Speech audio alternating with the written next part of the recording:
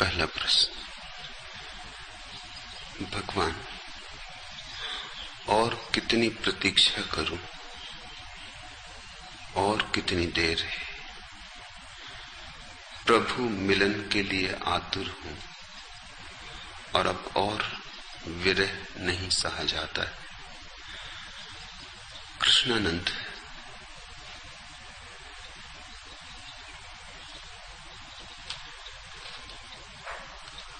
प्रभु के लिए अनंत प्रतीक्षा की तैयारी चाहिए। ऐसा नहीं है कि अनंत प्रतीक्षा करनी होती है। अनंत प्रतीक्षा की तैयारी हो तो क्षण भर में भी क्रांति घट सकती है, लेकिन जल्दबाजी हो तो अनंत काल तक भी नहीं घटेगी। जल्दबाजी में बाधा है। जितना अधेरी करोगे उतनी देर हो जाएगी, क्योंकि अधेरी चित्त को अशांत रखता है, धैर्य चित्त को शांत करता है। अधेरी चित्त को विवहल करता है, चित्त में तरंगें उठाता है, आंधियां और तूफान। और ऐसे चित्त में परमात्मा आना भी चाहे तो कैसे आए। चित्त चाहिए शांत झील जैसा, जरा सी भी तरंग ना हो। ईश्वर को पाने का विचार भी वासना के अतिरिक्त और कुछ भी नहीं। ये वासना का नया रूप, ये वासना का नया ढंग, ये पुरानी ही वासना है, नया वेश। कभी धन पाना चाहते थे तो अधेरी था, जल्दी मिल जाए, लॉटरी खुल जाए। धंधा तक करने की शांति नहीं थी, जुआ ही खेल लें।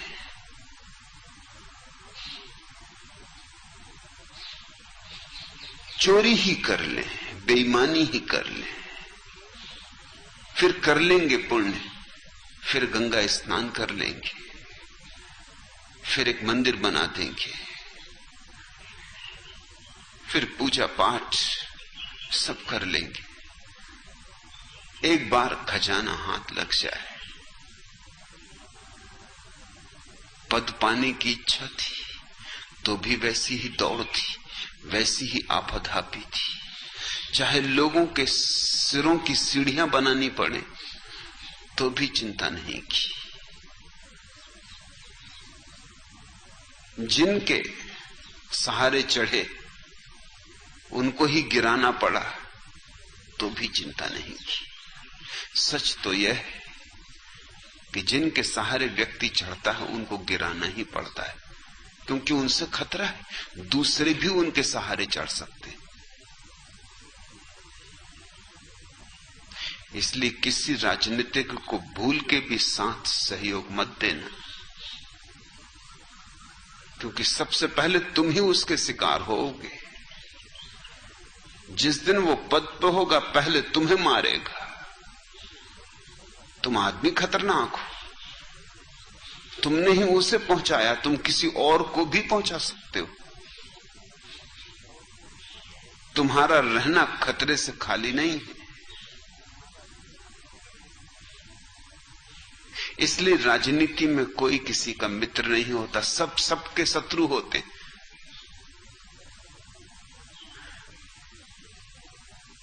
पद है, धन है, यश है, उस सब से किसी तरह छूटे,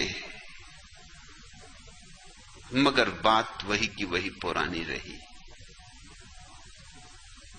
लेबल बदला, रंग बदला, कपड़े बदल दिए,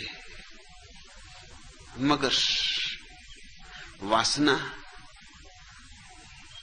कुछ समझा नहीं तुमने। वासना का अर्थ होता है और मिले, और मिले, जितना है कम है, जो है कम है।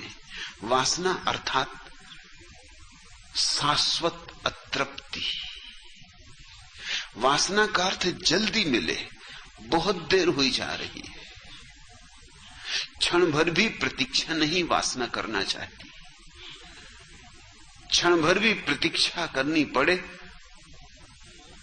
तो आग जलने लगती है बेचैनी की, बुखार चढ़ाता है, उत्तप्त हो जाते हो, क्रुद्ध हो उठते हो।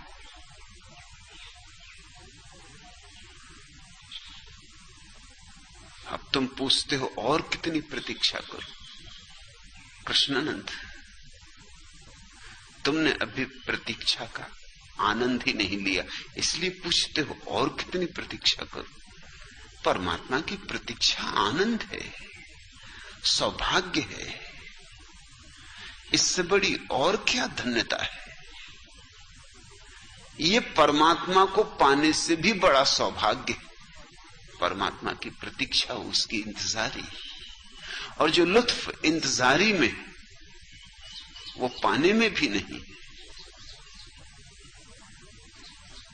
जो आंखें बिछाकर राह देखने में, जो द्वार दरवाजे खोलकर, जागकर, प्रार्थनापूर्ण हृदय से निमंत्रण भेजकर, पलक पावड़े बिछाकर बैठने में, वह पाने में भी नहीं। जिस दिन तुम्हें प्रतीक्षा आनंदपूर्ण हो उठेगी, क्या ऐसा पूछो कि और कितनी प्रतीक्षा करो। जिस दिन प्रतीक्षा आनंदपूर्ण हो उठेगी, उसी दिन परमात्मा का मिलन भी हो जाएगा। क्योंकि जब प्रतीक्षा भी आनंद हो गई तो क्रांति घट गई। अब ये पुरानी वासना न रही, अब ये वासना ही न रही। चित्त वासना से मुक्त हो गया। अब तुम्हारे भीतर और की मांग नहीं है, जल्दी भी नहीं, न मांग है न जल्दी है। अब तो तुमने कहा जो तेरी मर्जी, आज आए तो स्वागत, कल आए तो स्वागत, परसों आए तो स्वागत, कभी ना आए तो स्वागत। ऐसे अनंत धैर्य का ही नाम प्रार्थना है। प्रार्थना प्रतीक्षा की गहनता का नाम है। तुम तो प्रार्थना थोड़ी करते हो, वासना ही करते हो, यह मिल जाए वह मिल जाए।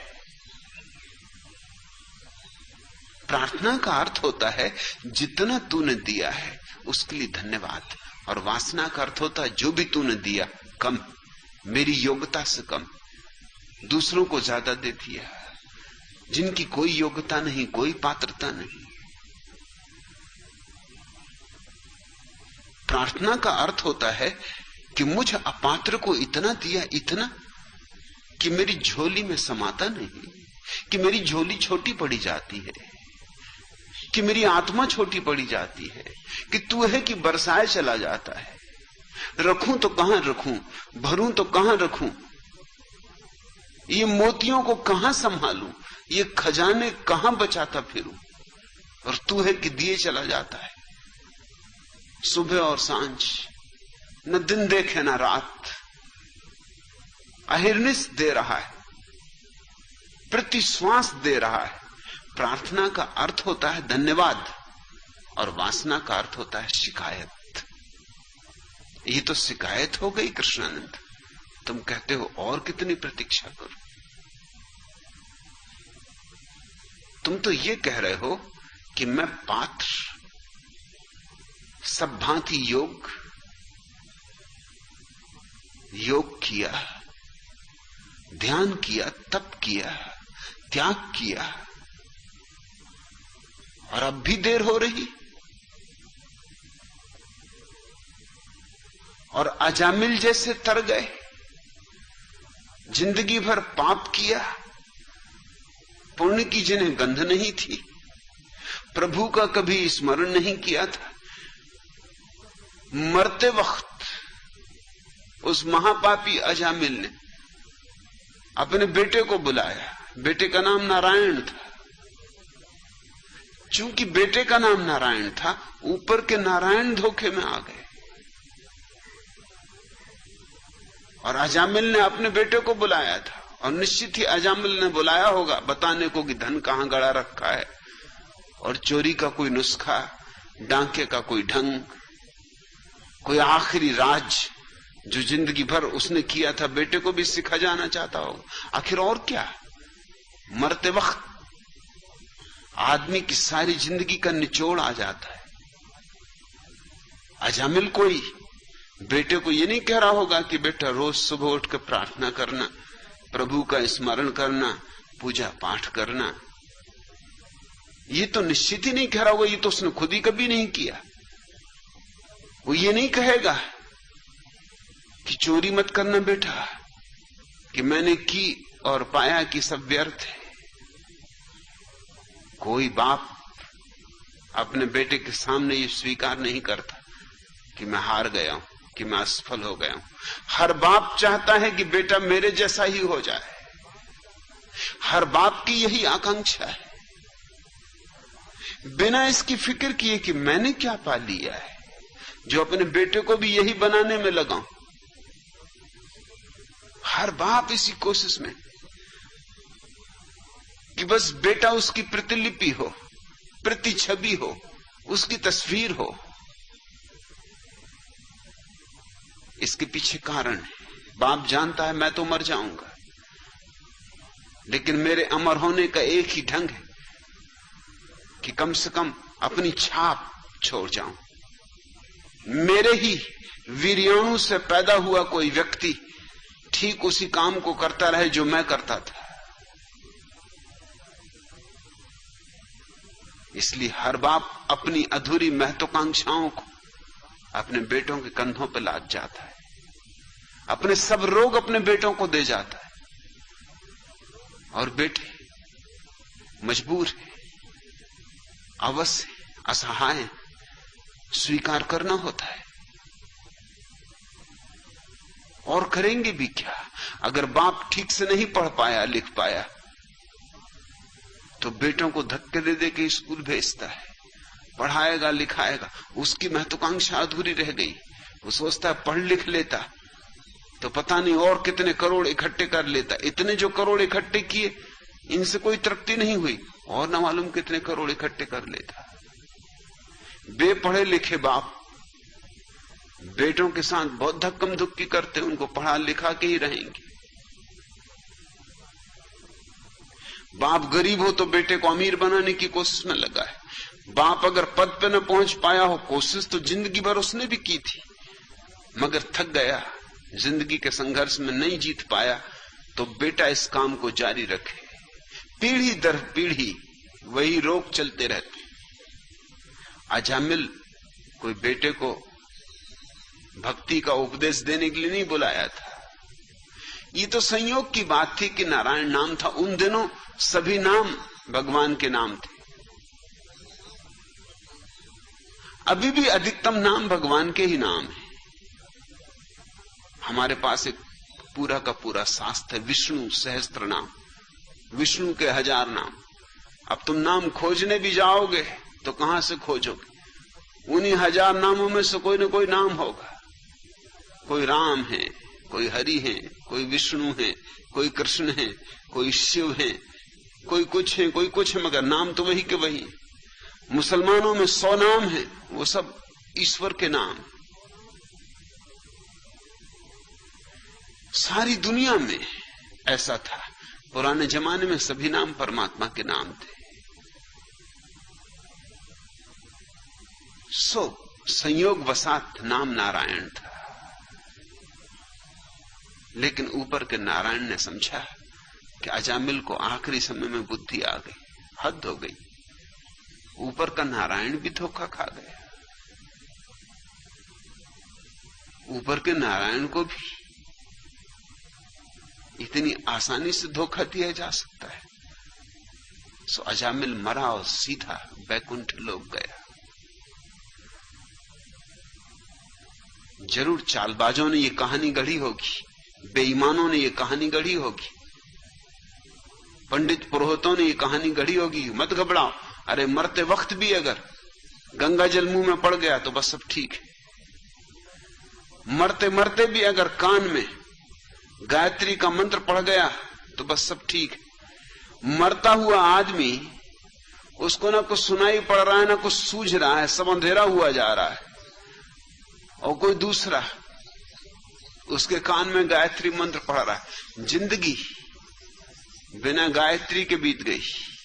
अब आशा की जा रही कि गायत्री मरते वक्त नौका बन जाएगी। राजामल की कथा, सो तुमको लगता होगा कृष्णानंद कि अब और मैं कितनी प्रतीक्षा करूं।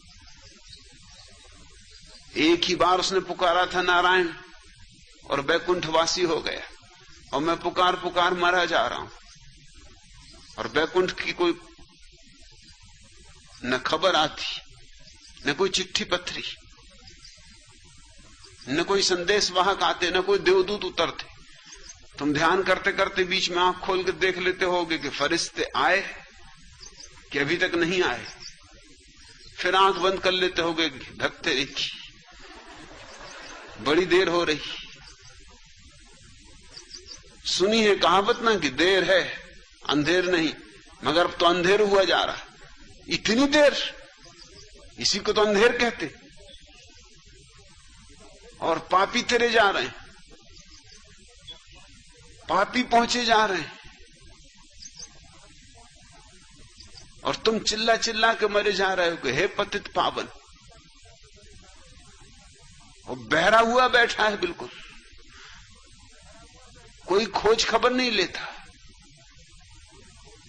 सुदिन आने तो दूर, रोज रोज दुर्दिन आते, रोज रोज मुसीबतें आती। नहीं, ये प्रतीक्षा नहीं, तुमने भी प्रार्थना ही नहीं जानी, तुमने भी प्रतीक्षा का रस नहीं पिया, तुमने प्रतीक्षा का प्रेम नहीं सीखा। धन्यवाद दो, जीवन दिया उसने, तुमने धन्यवाद दिया। ये आंखें दी उसने जिनसे सूरज को देखो, चांद तारों को देखो, इस विराट विश्व के सौंदर्य को देखो। ये कान दिए उसने कि सुनो नाद को, कि सुनो चारों तरफ व्याप्त अनाहत को। धन्यवाद दिया तुमने। सौंदर्य को देखने और परखने की संवेदना दी, जीवन को अनुभव करने का बोध दिया, चैतन्य दिया। धन्यवाद दिया तुमने। नहीं, जो हमारे पास है उसके लिए हम धन्यवाद नहीं देते।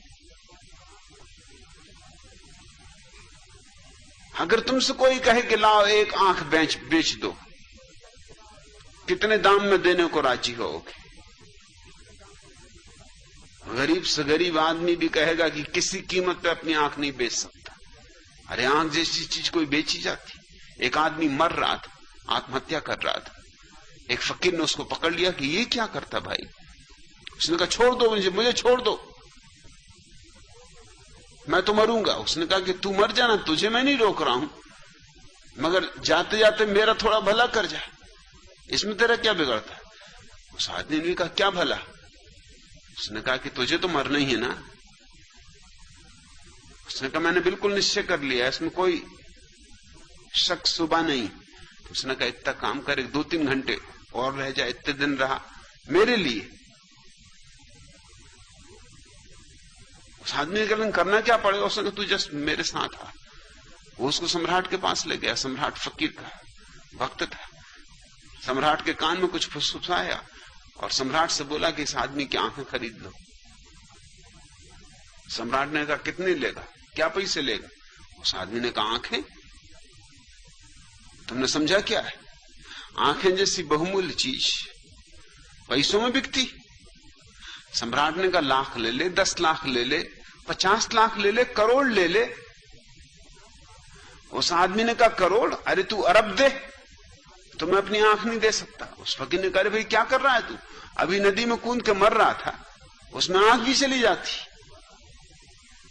ये सम्राट सब चीजें लेने को तैयार, आंख भी लेगा, कान भी लेगा, हाथ भी लेगा, दांत भी लेगा, नाक भी लेगा, हम सब बेचे दे रहे हैं। यही तो मैंने तुझसे कहा कि तू इतना मेरा भला कर जा, जाते जाते तू तो मुफ्त में नदी में डूब ही जा रहा है, तो मुझे तेरी बिक्री कर लेने दे, मैं जिंदगी भर का फकीर अमीर हुआ जाता हूं, तू मजे से मर।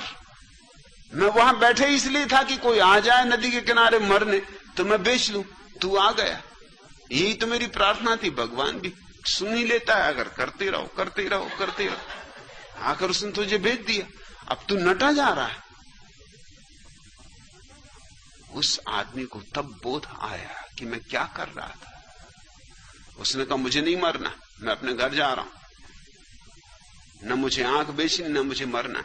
आज मुझे पहली बार पता चला कि जीवन कितना बहुमूल्य है। ऐसी ही कहानी सिकंदर के संबंध में है कि जब वो भारत आ रहा था तो एक रेगिस्तान में भटक गया।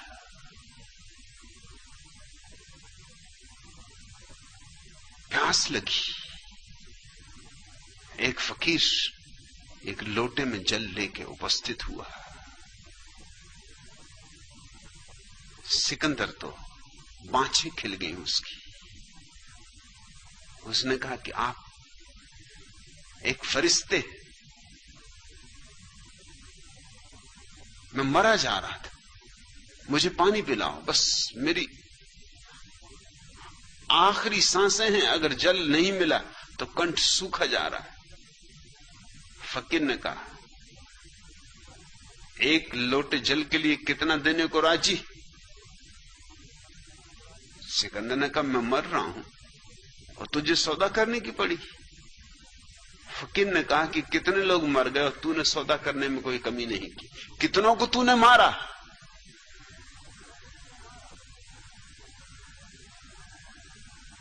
मैं कोई तुझे मार नहीं रहा हूं, मेरे पास लोटा भर जल है, लेना हो ले ले। आधा साम्राज्य देने को राजी?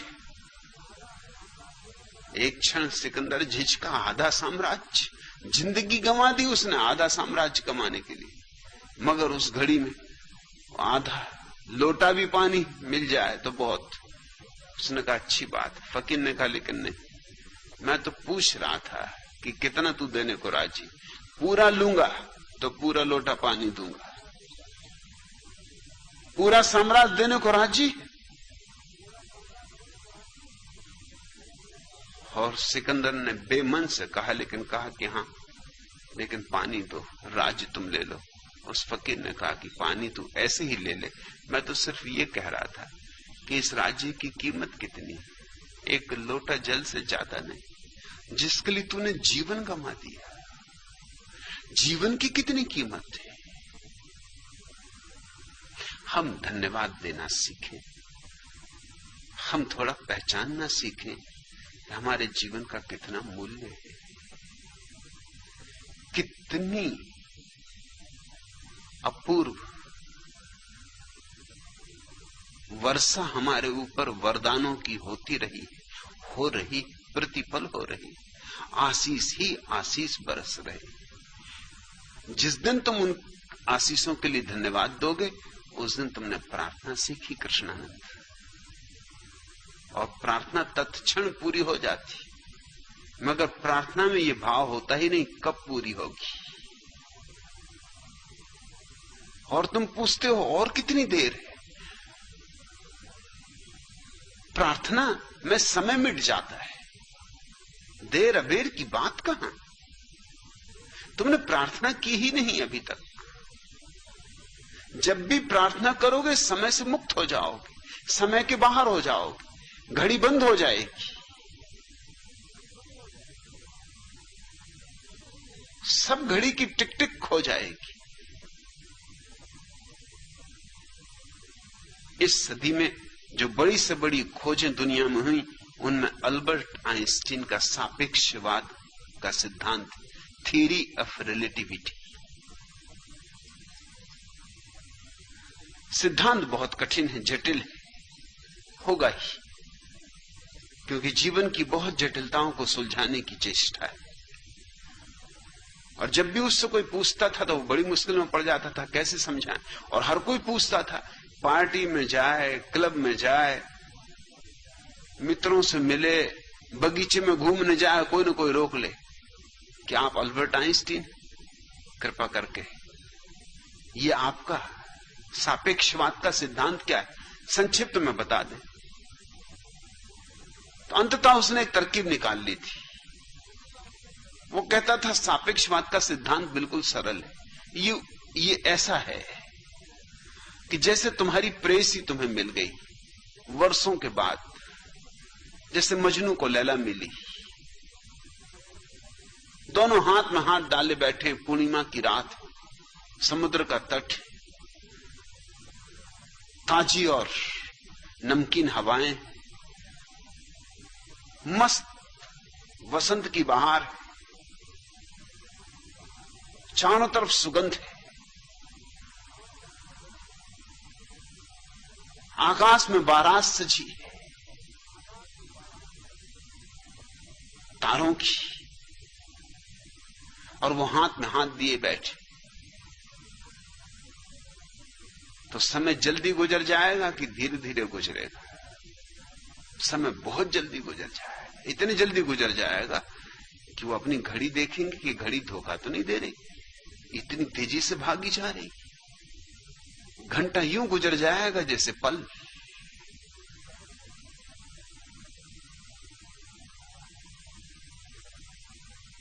और समझ लो कि तुम्हारी पत्नी जो कह के गई थी कि 3 दिन के लिए मायके जा रही, पहले दिन वापस लौट आई। तुमने एक राहत की सांस ली थी। मुल्ला नसरुद्दीन एक दिन मुझसे कह रहा था कि बेंगलोर बड़ी गजब की जगह, बड़ी सुख शांति मिलती, स्वास्थ्यवर्धक, मानसिक रूप से भी शांतिदायी। मैंने पूछा कि नसरुद्दीन, तुम तो सदा यहीं दिखाई पड़ते, बेंगलोर गए कब? उसने कहा मैं नहीं गया, मेरी पत्नी गई। और जब तक बेंगलोर में रही, ऐसा मेरा स्वास्थ्य और ऐसी मन की शांति, 1 महीने तक।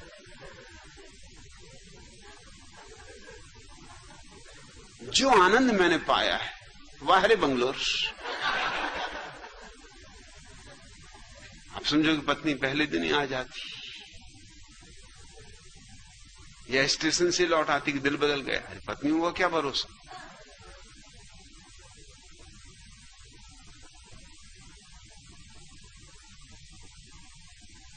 पत्नियां सुख में नहीं देख सकती पतियों को।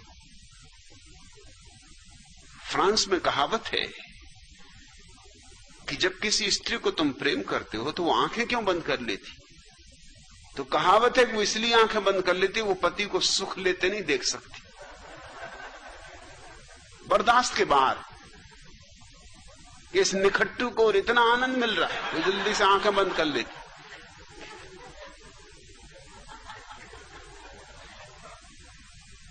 अल्बर्ट आइंस्टीन कहता था कि तुम्हारी पत्नी लौट आए जल्दी मायके से, और उसके पास तुम्हें बैठना पड़े। वही चांद, वही बारात सजी तारों की, वही समुद्र तट, मगर समय ऐसे गुजरेगा जैसे घड़ी बंद हो गई। तुम बार बार घड़ी कान से लगा कर देखोगे टिक टिक कर रही कि बंद ही हो गई, चल रही कि नहीं चल रही, समय गुजरता ही ना लगेगा। इसको वो कहता था सापेक्षता। घड़ी तो अपने ढंग से ही चलती है, ना उसे प्रेसी का पता ना पत्नी का, घड़ी को क्या लेना देना। तुम सुख में हो तो समय जल्दी भागता मालूम पड़ता तुमको, तुम दुख में हो तो समय धीमे धीमे सरकता मालूम पड़ता, घसीटता मालूम पड़ता है तुमको। समय तो उसी गति से जा रहा है।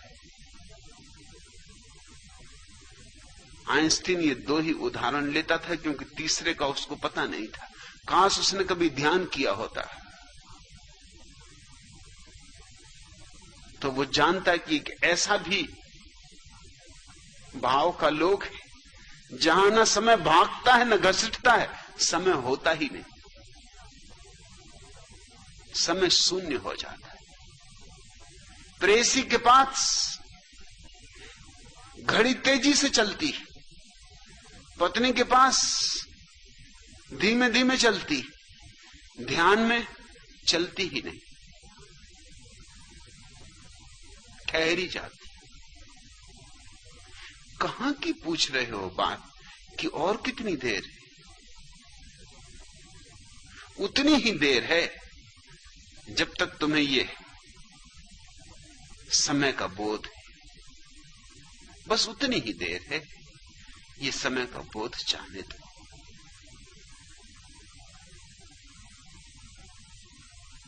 और बस उसी घड़ी हो जाएगी बात, तत्क्षण हो जाएगी बात। और तुम कहते हो प्रभु मिलन के लिए आतुर। तुम तो भैया आतुर हो, ठीक, मगर कुछ कमी होगी कहीं तुम में। अभी प्रभु अभी इतना आतुर नहीं दिखता। और ये ताली दोनों तरफ से बजती। तुम्हारी आतुरता से ही कुछ ना होगा, उसकी आतुरता भी चाहिए। उसे भी आतुर बनाओ। और वो आतुर तभी होता है जब तुम मगन और मस्त होते हो। प्रभु भी जो आनंदित हैं उनसे ही मिलने को आतुर होता है। लेकिन बड़ी अजीब दुनिया है। यहां दुखी आदमी प्रार्थना करते हो, सुखी आदमी परमात्मा को भूल जाते। और सुखी जो है वही परमात्मा को पा सकता है। मेरी बात तुम्हें उलट बांसी लगेगी, मजबूरी है, लेकिन जो सच है वो मुझे तुमसे कहना ही होगा। दुख में तुम याद करते हो, तुम परमात्मा को याद नहीं करते। तुम दुख से छुटकारा चाहते हो, सोचते हो शायद परमात्मा को याद करने से छुटकारा हो जाए। सो परमात्मा की तुम सेवा मांगते हो। तुम मालिक, उसको सेवक बनाना चाहते हो, उसका उपयोग करना चाहते हो, उसका तुम साधन की तरह उपयोग करना चाहते हो कि मैं दुखी हूं, मेरा दुख दूर कर। जैसे तुमने चुनौती दे दी उसे कि है हिम्मत तो करके दिखा। अरे है तू कहीं के नहीं, अगर हो तो आ जा। लेकिन जब तुम दुख में होते हो तब परमात्मा दूर दूर तक खोजे से नहीं मिलेगा। जब तुम आनंद मग्न होते हो, मस्त होते हो, एक खुमार होता है तुम्हारे भीतर, डोलते हो, तब परमात्मा उनके संग साथ हो लेता है जो नाच रहे। नाचने में उसे रस है, वो नर्तक है, नटराज है, उसे गीतों में रस है, वो बांसुरी वादक है, वह संगीत से आह्लादित होता है। जब तुम्हारा हृदय संगीतपूर्ण होता है तब वो खिंचा चला आता है। तुम जरा उस आनंद भाव को अपने भीतर जन्माओ जो उसे खींच ही ले, उसे आना ही पड़े। तुम फिक्र छोड़ो, तुम उसके पीछे पीछे मत भागे फिरो, वो तुम्हारे पीछे पीछे भागा भागा फिरेगा। कबीर ने कहा, हेरत हेरे थे सकी रहा कबीर हेराई, कि मैं तो खोजते खोजते थक गया, खो ही गया, खोजते खोजते खुद ही खो गया। वो तो नहीं मिला, मैं खो गया। लेकिन जिस दिन मैं खो गया बस उसी दिन चमत्कार हो गया। पहले मैं चिल्लाता था फिरता था कि हे प्रभु तुम कहां हो, दिशा दिशा में घूमता था, देश देशांतर में भटकता था, और अब हालत उल्टी, वो मेरे पीछे पीछे घूमता है। कहत कबीर कबीर,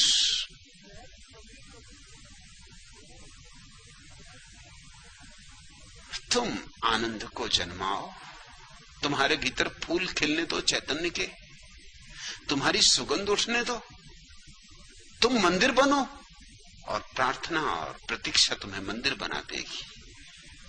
तुम मंदिर जिस दिन हो जाओगे, धूप दीप जलेंगे, उस दिन वह आया ही आया, निश्चित है, सुनिश्चित है। इससे अन्यथा कभी न हुआ है, न हो सकता है।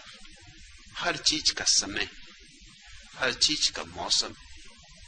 बीज बो दो और राह देखो, फिर आएंगे आषाढ़ के मेघ, फिर वर्षा होगी, फिर बीज फूटेंगे, हरे अंकुर निकलेंगे, फिर आएगा समय मधुमास का, फूल भी लगेंगे, और न मालूम कहां छिपे भंवरे गीतों के गुंजार करते हुए चले आएंगे, न मालूम कहां छिपी हुई तितलियां उड़ने लगेंगी।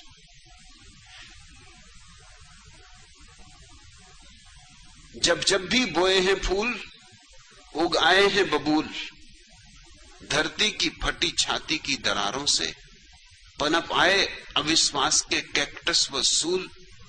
प्यार बन गया है आकाश जो इतना सुंदर, सशक्त और सर्वव्यापी होकर भी वास्तव में कुछ नहीं, क्योंकि जो है वह आत्मरति है या महज आदान प्रदान, प्यार नहीं।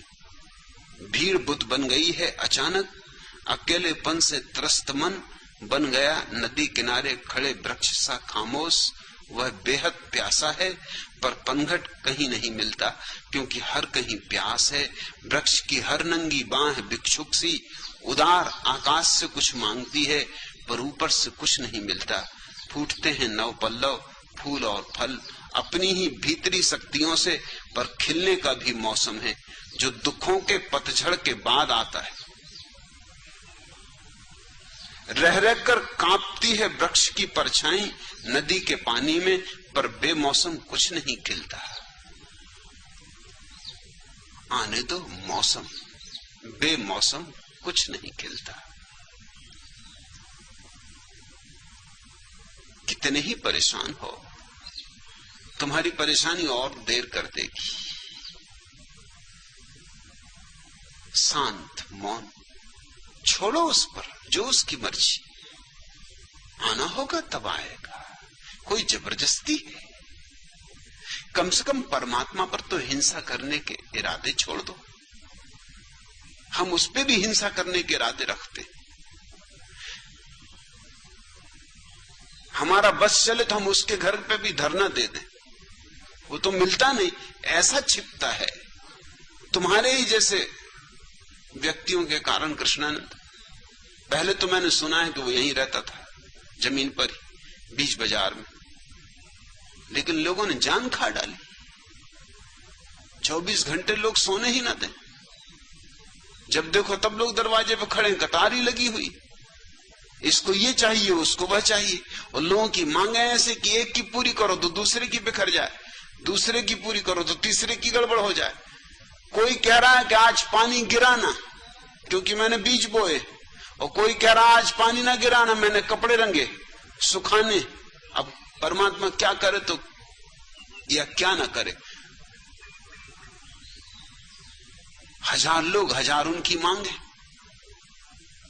इसलिए मैंने सुना है उसने अपने सलाहकारों को बुलाया और कहा कि भैया मुझे कोई जगह बताओ जहां मैं छिप रहूं। अब जो भूल हो गई कि सृष्टि बना दी। ये तो तुम्हें पता ही कि आदमी बनाने के बाद उसने फिर कुछ नहीं बनाया। बात जाहिर, क्यों नहीं बनाया? बनाने से ही विरक्त हो गया। आदमी को बना के समझ गया कि हो गई भूल, बस अब ठहर जाओ, पूर्ण विराम लगा दिया। आदमी जब तक नहीं बनाया था तब तक बनाता गया। घोड़े बनाए, गधे भी बनाए, तब भी नहीं घबराया।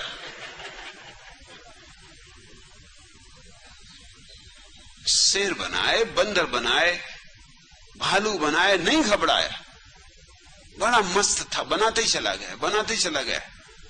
उसी धुन में, उसी मस्ती में, उसी भूल में आदमी को बना गए। और बस आदमी ने ऐसी मुसीबत की उसकी कि सलाहकारों से सलाह लेनी पड़ी कि कहां छिप जाऊं, कोई जगह बताओ। एक सलाहकार ने कहा आप ऐसा करें कि गौरी शंकर हिमालय के शिखर पर बैठ जाए। उसने कहा तुम्हें पता नहीं, मैं तो आगे तक की देखता हूं। अरे थोड़े दिनों बाद ही होगा एक आदमी तेनजिंग और एक आदमी हिलेरी, वो दोनों चढ़ जाएंगे। और एक दफा 2 आदमी पहुंच गए कि बाकी के आने में कितनी देर, जल्दी बसें वगैरह आएंगी, होटलें खुल जाएंगी, सिनेमा घर बन जाएंगे, मेरी जान ये वहीं खाएंगे। इससे कुछ ज्यादा देर मामला नहीं टलेगा। थोड़ी देर के लिए अस्थाई उपाय समझ लो। मैं चाहता हूं कोई स्थायी उपाय, आदमी से बचने का कोई स्थायी उपाय। किसी ने कहा चांद पे चले जाओ, उसने कहा तुम भी नहीं समझे, और 2 दिन की देरी समझो, चांद पे पहुंचेंगे। ये छोड़ने वाले नहीं कहीं। तब एक बूढ़े सलाहकार ने उसके कान में कहा, आप ऐसा करो, आदमी के भीतर छिप जाओ। और ये बात उसे जच गई, और तब से वो आदमी के भीतर छिप गया। क्योंकि उस बूढ़े आदमी ने उससे कहा कि एक जगह पर आदमी कभी नहीं जाएगा, अपने भीतर, और सब जगह जाएगा, और दुनिया छान मारेगा, अपने भीतर कभी नहीं जाएगा। कृष्णानंद वो वहीं छिपा बैठा। तुम कहां आंखें टकटकी लगाए बैठे हो? आकाश में तारों से आएगा कि मक्का मदीना से आएगा कि काशी कैलाश से आएगा कि गिरनार शिखर जी से आएगा? तुम कहां आंखें अटकाए बैठे हो? आंख बंद करो और मौन शांति में डूबो, आनंद मग्न अपने भीतर। जितनी गहराई में बैठ सको बैठ जाओ, वहीं तुम उसे पाओगे। वो वहां मौजूद ही है। न देर है न अंधेर है, सिर्फ तुम ठीक जगह पहुंच जाओ, तुम ठीक हो जाओ, तुम्हारे तार ठीक बैठ जाएं, तुम सरगम में आ जाओ, तुम्हारा साज ठीक बैठ जाए, बस धुन बज उठेगी, गीत झर उठेंगे, फूल खिल उठेंगे।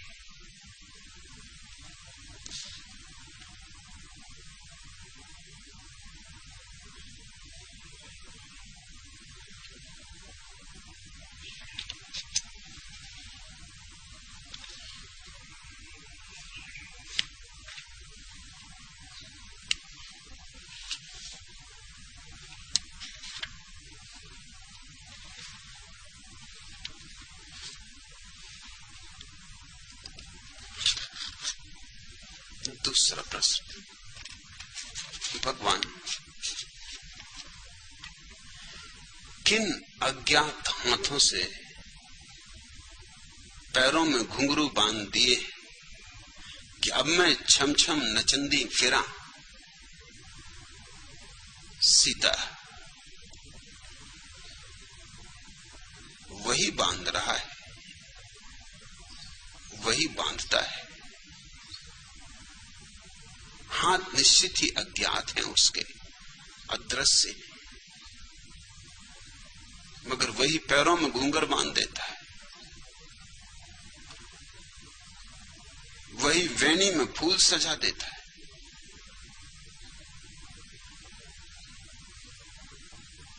वही तुम्हें अपने रंग में सरोबोर कर देता है।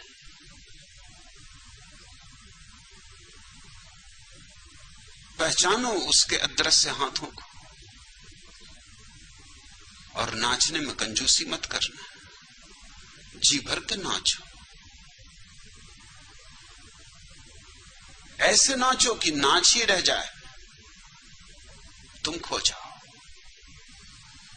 हेरत हेरत है सखी रया कबीर हेराई। तुम नाचो ताकि किस दिन कह सको नाचत नाचत है सखी। नाचते नाचते। और मैं तुमसे ये कहूं कि नृत्य की बड़ी खूबी है जो किसी और कृत्य की नहीं। नृत्य में जितने जल्दी नर्तक डूब जाता है और खो जाता है, किसी और चीज में नहीं खोता, और हर चीज में द्वैत बना रहता है। नृत्य में बड़ा अद्वैत है। तुम चित्र बनाओ तो चित्र अलग हो जाता है चित्रकार से, मूर्ति बनाओ मूर्ति अलग हो जाती है मूर्तिकार से। नाचो, लेकिन नृत्य नर्तक से अलग नहीं होता, संयुक्त ही रहते हैं, उनको अलग करने का उपाय ही नहीं। नर्तक और नृत्य एक ही सिक्के के दो पहलू। और नृत्य अपनी पराकाष्ठा पे पहुंचता है जब नर्तक बिल्कुल विस्मरण हो जाता है, जब भीतर कोई अस्मिता, कोई अहंकार नहीं बचता, गल जाता है अहंकार, नाच में पिघल जाता और बह जाता है। जब तुम नहीं नाचती, जब वही नाचता है तुम्हारे भीतर, शुभ घड़ी आई, शुभ दिन आया, फिर समार सितार लो, बांधकर फिर ठाठ अपने अंक पर झंकार दो, फिर समार सितार लो। शब्द के कलिदल खुले, गति पवन भर कांप थर थर, भीड़ भ्रमरावरी धुले, गीत परिमल बहे निर्मल, फिर बहार बहार हो, फिर समार सितार लो। स्वप्न ज्यों सज जाए, यह तरी, यह सरित, यह तट, यह गगन समुदाय, कमल वलित सरल द्रगजल, हार का उपहार हो, फिर समार सितार लो, बांधकर फिर ठाठ अपने अंक पर झंकार दो, फिर समार सितार लो। मैं इसी को तो सीधा संन्यास कहता हूं। नृत्य की इस कला को डूब जाने, अपने को विसर्जित, विस्मृत कर देने की इस अद्भुत प्रक्रिया को, संन्यास मेरे लिए त्याग नहीं है, संन्यास मेरे लिए परमात्मा का भोग है। संन्यास मेरे लिए परमात्मा के साथ साथ इस विराट विश्व के महारास में सम्मिलित हो जाना है। नाचती रहो, नाचते नाचते एक दिन पाओगी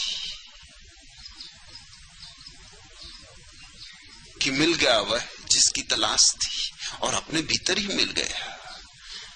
और नाचते नाचते जो मिलता हो उसे रोते रोते क्यों पाना?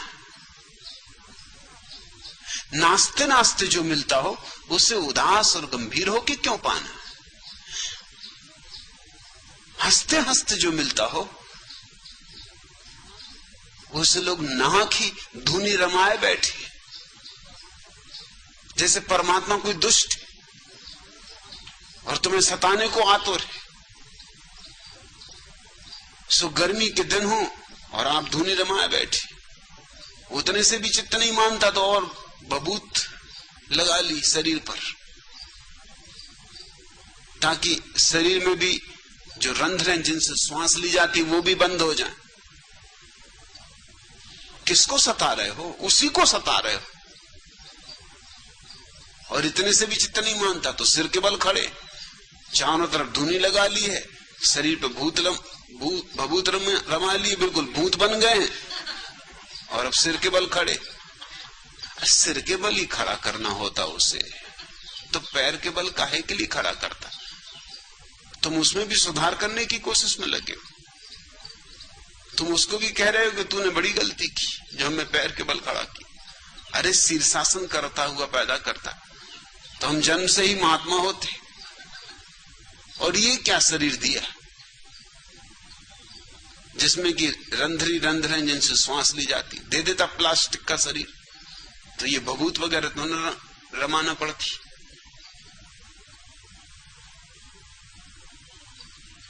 क्यों सता रहे हो अपने को? लोग उपवास कर रहे हैं, भूखे मर रहे हैं और सोच रहे हैं कि इस तरह परमात्मा प्रसन्न होगा। तुम क्या सोचते हो कि परमात्मा कोई दुखवादी, कोई सैडिस्ट, कि तुम अपने को सताओ तो प्रसन्न हो? तो लोग अपने गालों में भाले भोंक लेते, कांटों पे सो जाते, अंगारों पे चलते। ये सब कोशिशें चल रही हैं उसको प्रसन्न करने की। और मैं तुमसे कह देता हूं, अगर वो कहीं भी हो तो तुमसे बचेगा। तुम आदमी भले नहीं, तुम्हारे साथ वो रहना नहीं चाहेगा, क्योंकि तुम्हारे साथ रहा तो तुम उसे भी कांटों की सेज पे सुलाओगे। नहीं तो तुम कहोगे अरे पापी, हम तो कांटों की सेज पे सोए हैं और तुम डनलप की गद्दी पे लेटे हो। कि हमने भभूत रमाई, तुम क्या कर रहे हो? रमा भभूत, लगाओ धूनी। हम तो अनशन कर रहे हैं और तुम 56 प्रकार के भोग लगा रहे हो, तुम उसको जीने दोगे? बनरसा से किसी ने पूछा कि आप स्वर्ग जाना पसंद करेंगे कि नरक? उसने कहा जहां तक संग साथ का संबंध, मैं नरक ही जाना पसंद करूंगा, क्योंकि लोग वहां कम से कम जरा दिल बहार, मस्त मौजी ढंग के लोग मिलेंगे। स्वर्ग से मैं डरता हूं, महात्मा गणों की याद ही करके मन कपता है, और एक आदि महात्मा डराने को काफी होता है। महात्मा ही महात्मा, जिस झाड़ के नीचे देखो वहीं एक से एक अपने को सताने में लगे। सर्कस ही होगा पूरा स्वर्ग तो,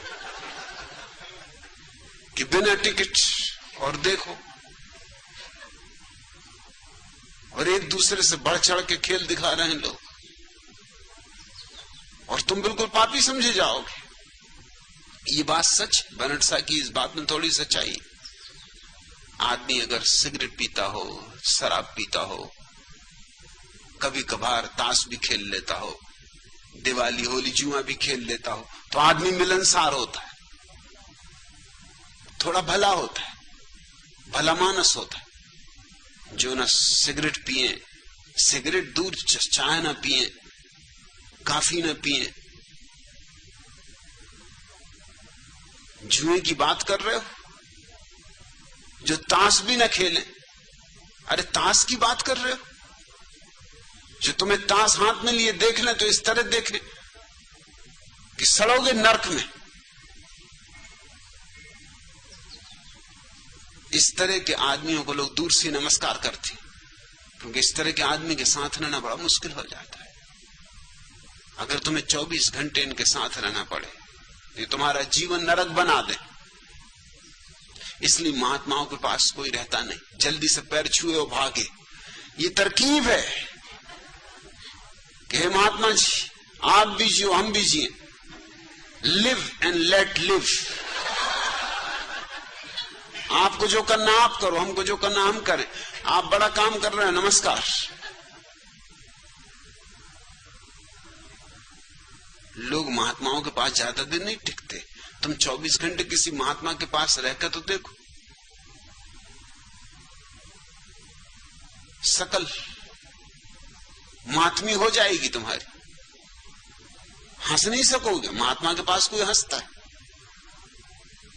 हंसे कि महात्मा ऐसे देखेंगे घुर्रा के, क्या रे संसारी जीव भवसागर में डूब मरेगा, भवसागर में डूब रहे और हंस रहे, वैसे ही तो डूब रहे, हंसे तो और पानी मुंह में भर जाएगा, मुंह बंद रखो। महात्माओं के साथ तो कोई संबंध बनाना नहीं चाहता। उनसे बचने की एक ही तरकीब, जल्दी से पांव छुओ कि महात्मा आशीर्वाद दो और भागे। कारण साफ है, तुम्हारे महात्मा रोगण है, बीमार है, मानसिक रूप से व्याधिग्रस्त है, इनको चिकित्सा की आवश्यकता है। जिनकी हंसी खो गई, इनसे आदमी बचना चाहते, इनसे परमात्मा भी बचना चाहे।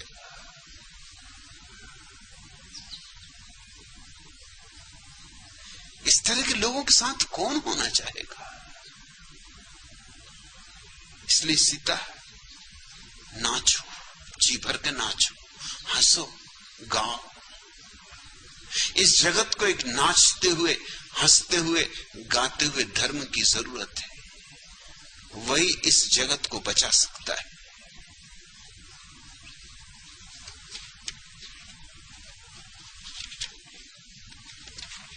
तीसरा प्रश्न,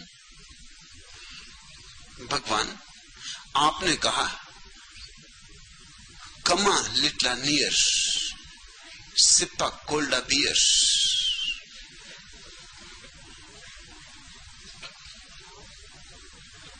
मैं आपसे कहता हूं भगवान, I am here, where is the beer?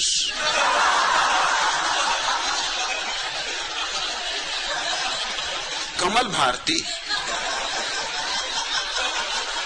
भैया पूछो शीला से, वही है मेरी bartender.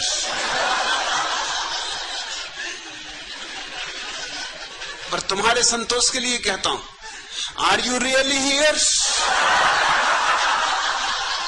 Then I am the beer.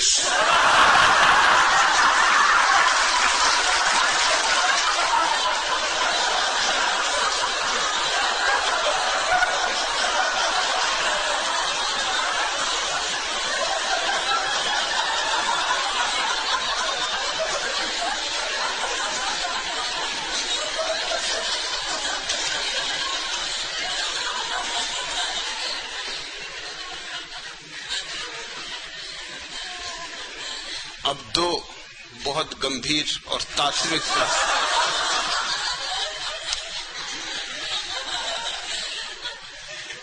प्रश्न करता है स्वामी शांतानंद सरस्वती। जब से आए हैं प्रश्नों पर प्रश्न लिख के भेजे जा रहे हैं।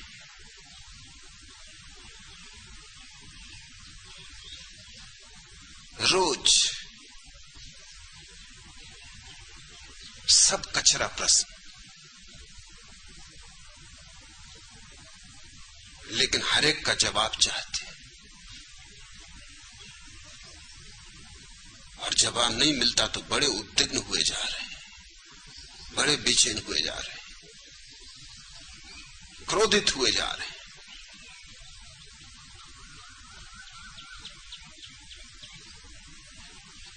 इसके पहले कि उनके दो प्रश्न तुम्हें पढ़ के सुनाऊं, उनको मैं जवाब दूं, कुछ बातें कह देनी जरूरी, क्योंकि और भी लोग होंगे जिनके प्रश्न आते हैं और जिन्हें जवाब नहीं मिलते। पहली तो बात, तुमने पूछ लिया, इतना भर काफी नहीं है जवाब पाने के लिए।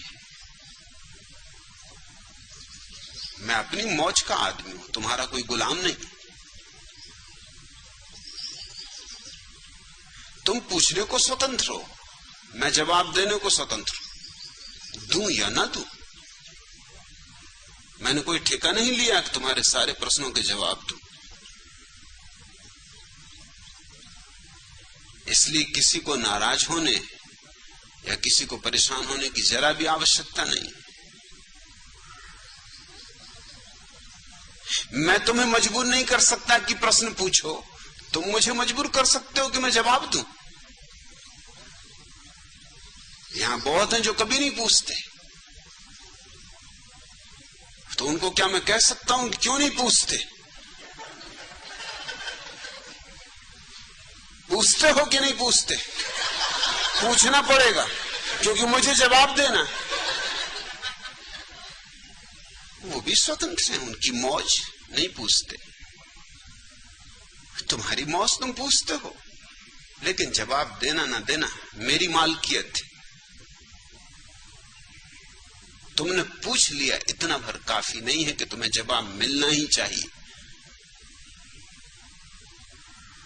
मैं अपने ढंग से सोचता हूं, मैं देने योग्य जवाब मानता हूं तो जवाब देता हूं, देने योग्य नहीं मानता तो नहीं देता हूं। नाराज होने का कोई कारण नहीं। बहुत ज्यादा नाराजगी हो, दरवाजा खुला है, दरवाजे के बाहर। भीतर आने पे पाबंदी है, बाहर जाने पे कोई पाबंदी नहीं।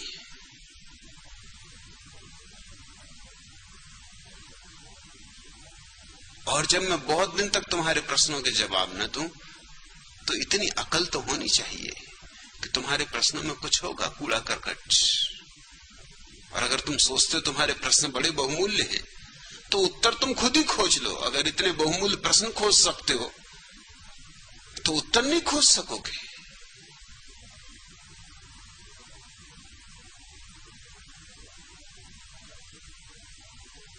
पहला प्रश्न, भगवान, बंधी परंपराओं के विरुद्ध आपके विचार बहुत अच्छे व प्रेरणादायी लगते, किंतु माला और भगवे कपड़े में बांधने के आपके प्रयास में हमें परंपरा की बू मालूम पड़ती।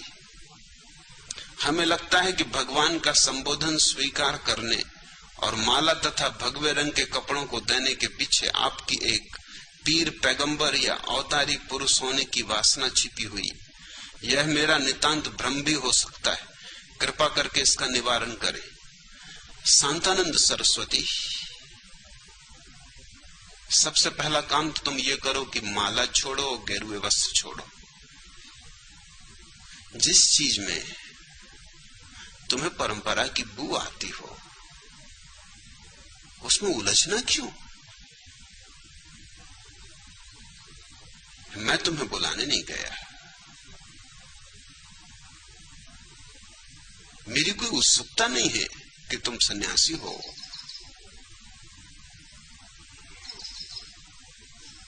तुम आके प्रार्थना करते हो कि सन्यासी होना है। मैं तो अपने कमरे से बाहर भी नहीं निकलता, दरवाजे के बाहर नहीं गया वर्षों से। मेरी कोई उत्सुकता नहीं है मैं तुम्हारे सन्यास में।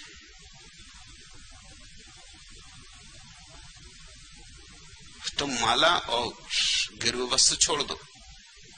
क्यों इस परेशानी में पड़ना? जिस चीज में बू आती हो परंपरा की तुम्हें, तुमसे कहता कौन है उलझो? और अगर तुम्हारी हिम्मत ना पड़ती हो माला छोड़ने की, तो संत महाराज को मैं कह देता हूं, तुम जब बाहर जाओगे दरवाजे के, वो माला तुमसे वापस ले लेंगे ताकि तुम्हारा छुटकारा हो।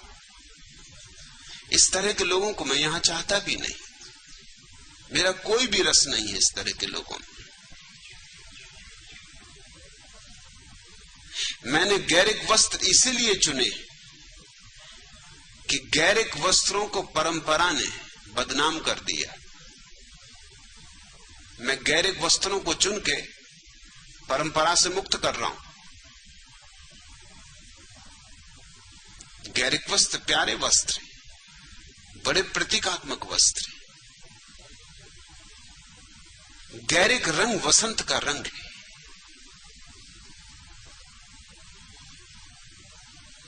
और वसंत तुम में आए तो ही परमात्मा आए। गैरिक रंग सूर्योदय का रंग है। तुम्हारे भीतर भी ध्यान का सूर्योदय हो तो परमात्मा तुम्हारे भीतर आए। गैरिक रंग फूलों का रंग है, मस्ती का रंग है, खिलावट का रंग है। तुम्हारे भीतर समाधि का फूल खिले, सहस्त्रदल कमल खिले, तो ही तुम जान सकोगी कि सत्य क्या है। गैरिक रंग लहू का रंग है, वो जीवन का प्रतीक है।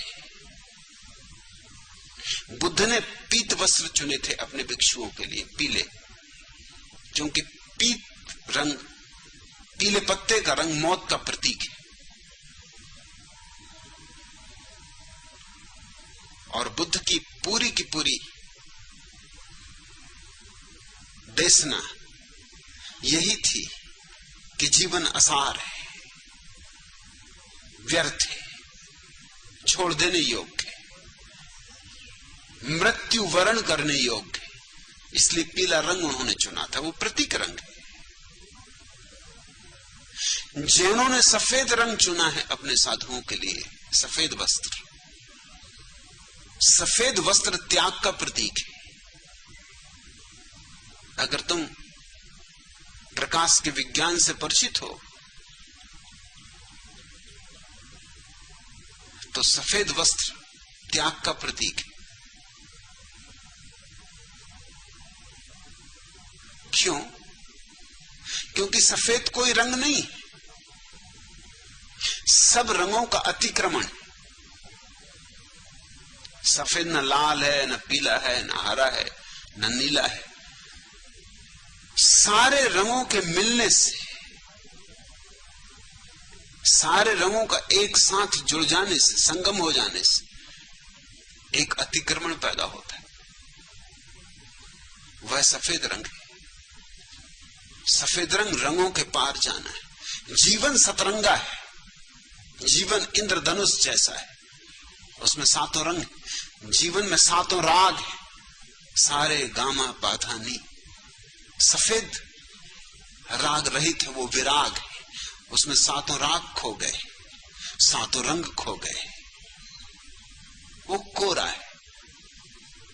इसलिए जैनों ने सफेद वस्त्र चुने थे, हिंदुओं ने गैरिक वस्त्र चुने थे। सिर्फ इसलिए कि हिंदुओं ने गैरिक वस्त्र चुने, मैं गैरिक वस्त्र न चुनूं, ये नहीं हो सकता। ये तो परंपरा से डरना हो जाएगा। मैं न तो परंपरावादी हूं और न परंपरा से भयभीत हूं। मुझे तो जो उचित लगता है, जो प्रीतिकर लगता है, वो मेरा है। वो फिर किसी का हो, मैं फिक्र नहीं करता इसकी। वो बाइबल में हो, कुरान में हो, गीता में हो, धम्मपद में हो, समयसार में हो, मैं किसी की बपोती नहीं मानता। मैं गैरिक रंग को सफेद और पीत दोनों रंगों से ऊंचाई पर मानता हूं। इस्लाम ने हरा रंग चुना है क्योंकि वो हरियाली का प्रतीक है, वृक्षों का प्रतीक है।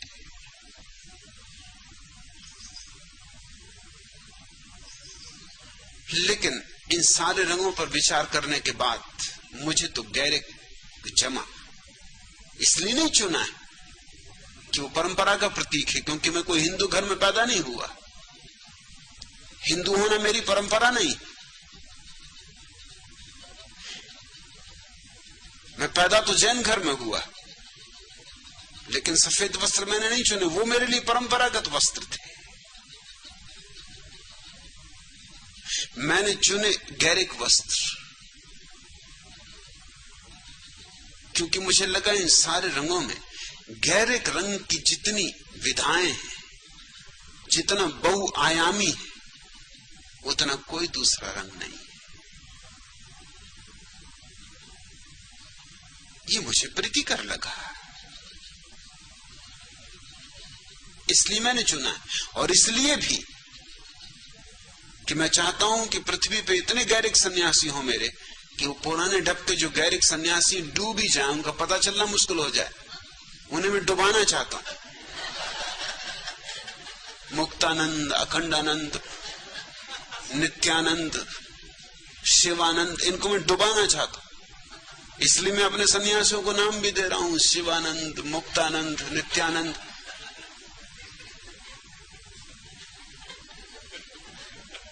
ताकि ये तय करना ही मुश्किल हो जाएगा एक 10 साल के भीतर कि कौन कौन है।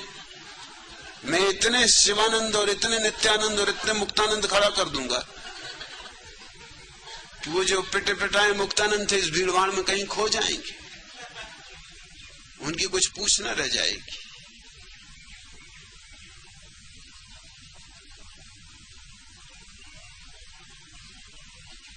और सवाल इसका नहीं है कि क्या परंपरागत है,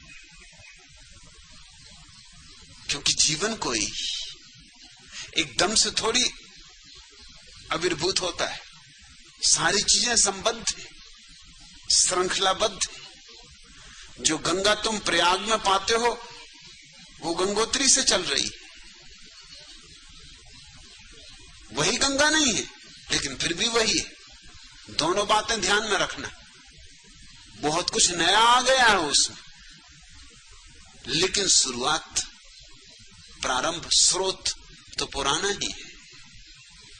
तो मेरा सन्यास प्राचीन से प्राचीन है और नवीन से नवीन। इसलिए मैंने पुराने से पुराना रंग चुना है उसके लिए, और नए से नया ढंग चुना है उसके लिए। ये मेरा चुनाव है। तुम्हें प्रीति कर लगे ठीक, तुम्हें प्रीति कर ना लगे तुम छोड़ने को मुक्त। तुम पूछते हो कि भगवान का संबोधन स्वीकार करने, मैंने किसी का संबोधन स्वीकार नहीं किया। ये मेरी घोषणा है, ये किसी का संबोधन नहीं। ये मेरी घोषणा है कि प्रत्येक व्यक्ति भगवान है। तो क्या तुम सोचते हो सिर्फ मैं अपने को अपवाद मान लूं कि मुझे छोड़ के सब व्यक्ति भगवान?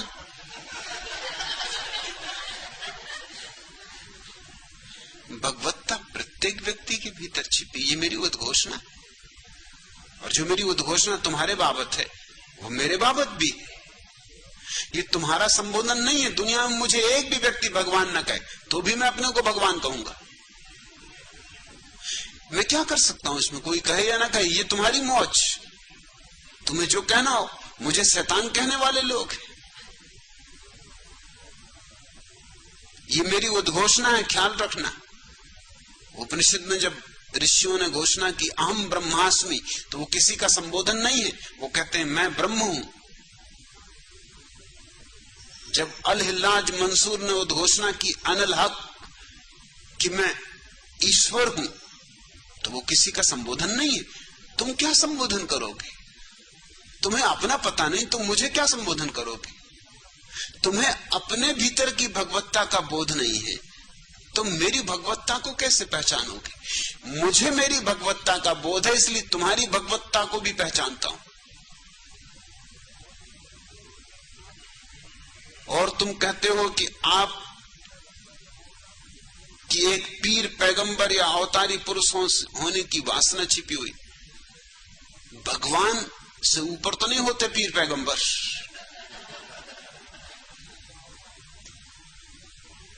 या अवतारी पुरुष भगवान से ऊपर तो नहीं होते। और मैं भगवान से इंच भर नीचे उतरने को राजी नहीं। तुम कहां की बातें कर रहे हो? और इस तरह के प्रश्न रोज लिख के भेजते हो। तुम चाहते हो इनके उत्तर होने चाहिए। इतने लोगों का समय खराब करवाना है।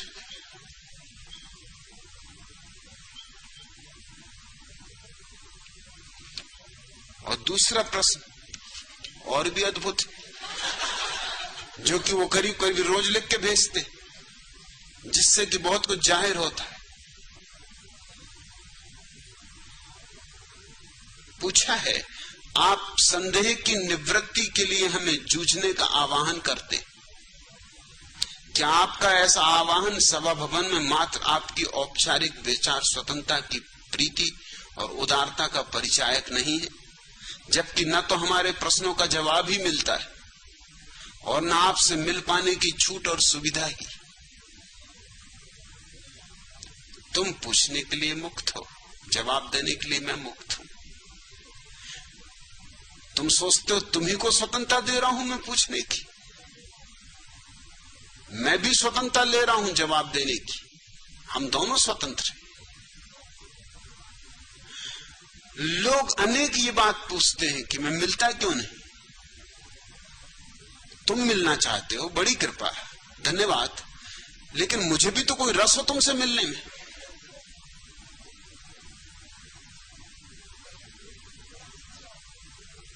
तुम्हें देख के विराग पैदा होता है।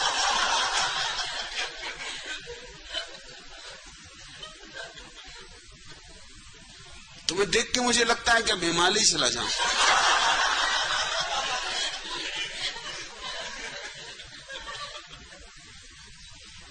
तुम्हें देख के मैं समझ जाता हूं क्यों ऋषि मुनि बेचारे भागते फिरे। संसार वगैरह से नहीं भाग रहे थे, तुम जैसे महात्माओं से, कि जो सत्संग करने के लिए एकदम धरना दिए बैठे थे। बहुत दिन तक मैं मिलता जुलता था, थक गया, बुरी तरह थक गया, क्योंकि लोगों के मिलने जुलने का कोई हिसाब ही नहीं। किसी को 12 बजे रात सत्संग करने की सूझ जाए तो 12 बजे आके दरवाजा खटखटा दे।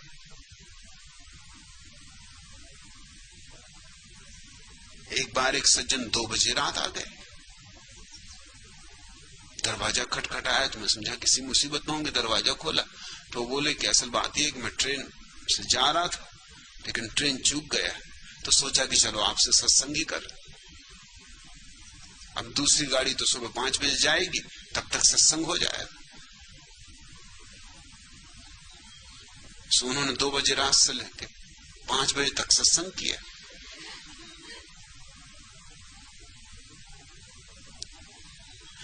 ट्रेन में मैं सफर करता था तो ट्रेन में लोग डब्बों में चढ़ जाएं, उनको सत्संग करना है। किसी को पैर ही दबाने। मैं उनसे कह रहा हूं कि भाई मुझे सोने दो, पर वो कहते हैं आपको सोना तो आप सो, मगर हम तो सेवा करेंगे। सेवा के लिए आप इंकार नहीं कर सकते। अरे महात्माओं की सेवा तो सदा से चली आई। सो मेरा पांव दबा रहे, कोई मेरा सिर दबा रहा है, अब मैं सोऊं तो कैसे सोऊं? अब इनकी स्वतंत्रता देखूं या अपनी स्वतंत्रता देखूं? आपकी बड़ी कृपा है कि आप मिलना चाहते हैं, लेकिन मेरी कोई इच्छा नहीं रह गई आपसे मिलने की। इतनी देर जो सामूहिक रूप से मिल लेता हूं ये पर्याप्त समझो, ये भी ज्यादा दिन चलेगा नहीं। अगर तुम जैसे महापुरुष आते रहे ये भी बंद हो जाए। इस बात को समझ ही लो ठीक से कि तुम्हारा मेरे ऊपर कोई दावादारी नहीं है, कोई अधिकार नहीं है। मैं अपना मालिक हूं, तुम अपने मालिक हो। ठीक तुम्हारी मौज, तुम मिलना चाहते हो, लेकिन अगर मैं न मिलना चाहूं तो हम दोनों को राजी होना चाहिए, तभी मिलन हो सकता है। नहीं तो इधर जबरदस्ती हो जाएगी। यहां लोग आ जाते, मुझे पत्र आते हैं हम सत्याग्रह कर देंगे। मैं कहता हूं तुम करो, मैं कोई गांधीवादी नहीं हूं कि तुम मुझे सत्याग्रह वगैरह से डराओगे। मैं तुम्हारे आसपास और लोगों को बिठा दूंगा कि भजन करो।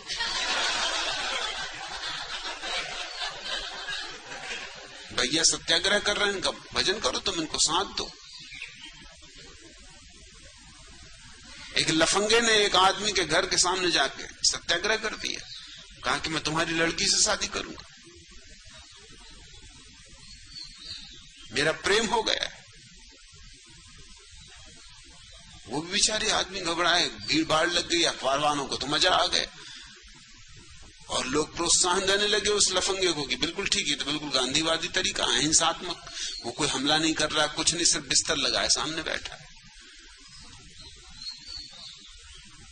गांव भर में चर्चा और सभी की सहानुभूति कि बेचारा युवक अपनी जान दे रहा। अरे इसको कहते हैं प्रेम। कलयुग में भी प्रेमी हैं जो अपना जान देने को तैयार। बाप परेशान था, बहुत परेशान था। उसने किसी पुराने गांधीवादी से पूछा कि भैया क्या करें, तुमको सहायता दो। उसने कहा तुम एक काम करो, वो जो बूढ़ी वैश्या है गांव की, उसको ले आओ, उसको इसके बगल में बिस्तर लगवा दो। और ये पूछेगी क्यों, तो उससे कहना कि बुढ़िया कहेगी कि मैं तुझसे विवाह करूंगा, मेरे तेरे से प्रेम हो गया, नहीं तो सत्याग्रह करूंगी, यहीं मर जाऊंगी। उस बुढ़िया को ले आए, वो 10 रुपए देखे। उस बुढ़िया को देख कर युवक बहुत हैरान हुआ, तू यहां किस लिए आई, हट यहां से। उसने कहा कैसे हटू, अरे तुम मेरे प्राण प्यारे, तुम्हारे बिना मैं मर जाऊंगी, तुम ही मेरे कृष्ण कन्हैया। वो बोला क्या बक रही, होश में आ, तू 80 साल की, साल का क्या सवाल, प्रेम कोई साल मानता? प्रेम तो किसी का किसी से हो जाए, मेरा तो हो गया तेरे से। अब प्रेम कोई करता थोड़ी, हो जाता है। वो तो उसने बिस्तर फैलाने लगी। कहा तू क्या विचार है तेरे, सत्याग्रह करूंगी, मर जाऊंगी यही, मगर तुम्ही से विवाह रचाऊंगी। आधी रात वो युवक अपना बिस्तर गोल करके भाग गया। उसने सोचा झंझट का मामला है, लड़की तो गई ही गई और ये बुढ़िया पीछे न लग जाए।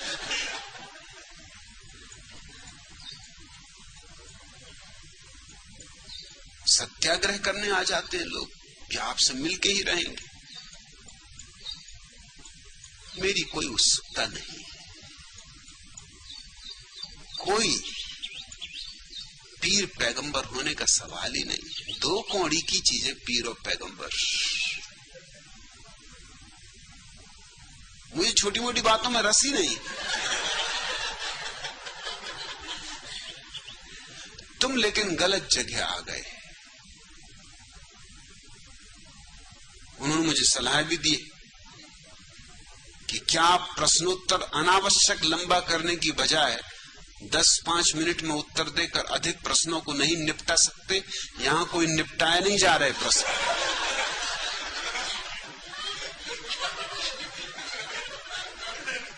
निपटाना हो तो 5 मिनट में सभी निपटा दूं, एक दिन में सब निपटा दूं। निपटाने का क्या सवाल है? ये मेरी मौज है, ये मेरा मजा है, मेरा आनंद है। जितनी देर मुझे मौज होती है उतनी देर किसी प्रश्न को लेता हूं। तुम मुझे सलाह मत दो। मैंने अपने जीवन में किसी की सलाह नहीं मानी।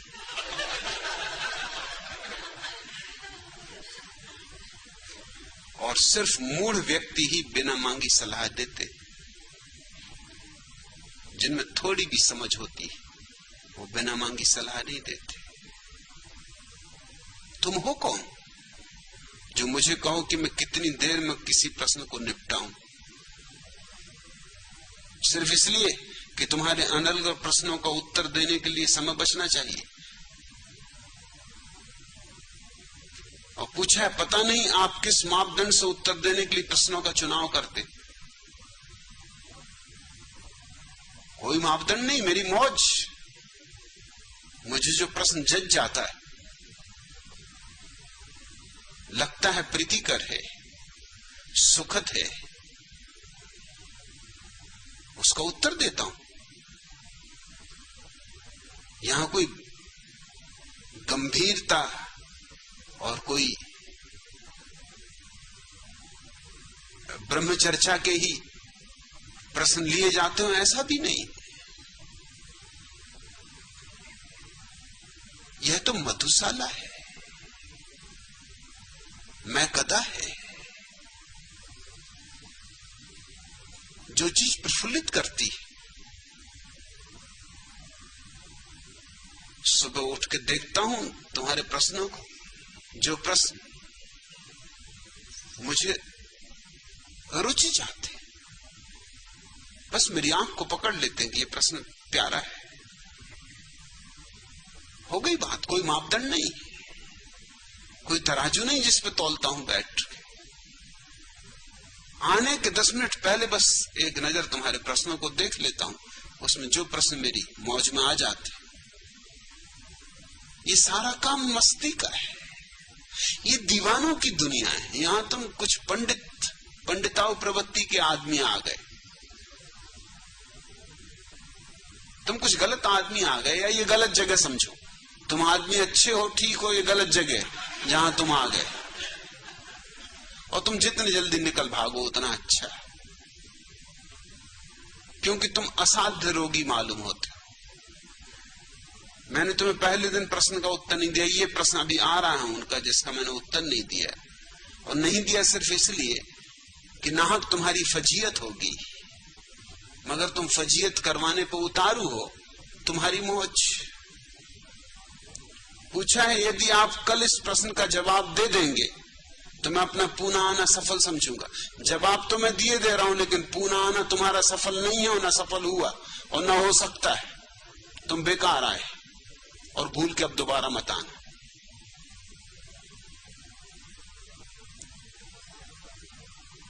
यह प्रश्न ही पुनः लाने का विशेष हेतु था।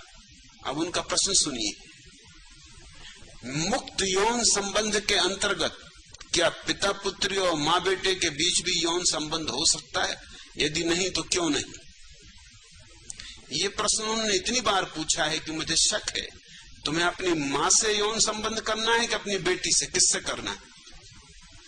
ये प्रश्न इतनी बार तुम क्यों पूछ रहे हो? और यही प्रश्न हेतु है उन्हें पुनः लाने का। तो जरूर ये मामला निजी होना चाहिए, व्यक्तिगत होना चाहिए। किससे तुम्हें यौन संबंध करना है, मां से कि अपनी बेटी से? सीधी सीधी बात क्यों नहीं पूछते? फिर इसको इतना तात्विक रंग ढंग देने की क्यों कोशिश करते हो? कम से कम ईमानदार अपने प्रश्नों में होना चाहिए। मां बेटे का संबंध या बेटे और मां का संबंध अवैज्ञानिक है।